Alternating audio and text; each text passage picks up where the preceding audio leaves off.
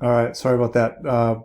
Part two of the electric bill assignment. I forgot that I was limited to 15 minutes on the YouTube and I wasn't watching. So, anyways, just to recap, the assignment is for you to itemize 25 items in your home and how much each of them cost, a grand total at the bottom right hand corner on that spreadsheet. That's 25 points. It's a 30-point assignment. 3 points is going to come from that paragraph that you're going to write with your parents or the person who's paying the bill.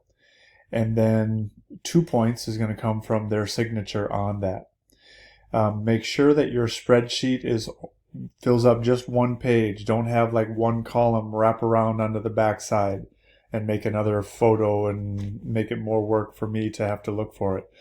Adjust your margins, adjust your column sizes so that it fits on one screen. Okay? The backside could be your paragraph and your parent signature, or it could be on a separate page. It doesn't have to be, it could be handwritten. It doesn't really matter. If you're going to do extra credit, for every 5 items additional, that's a free test question. So you could get 5 free test questions back if you do 25 additional items for a grand total of 50. Okay? So if you have any questions, pop in during the office hours or send me a note or whatever.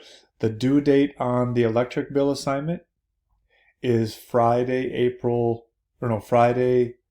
May 1st, I believe it is. A week from this Friday. It's not this Friday, the 24th. It's Friday, May 1st. So you have 10 days or so to do that assignment. Plenty of time. Okay? If you have any questions, don't hesitate to ask, and have a great day.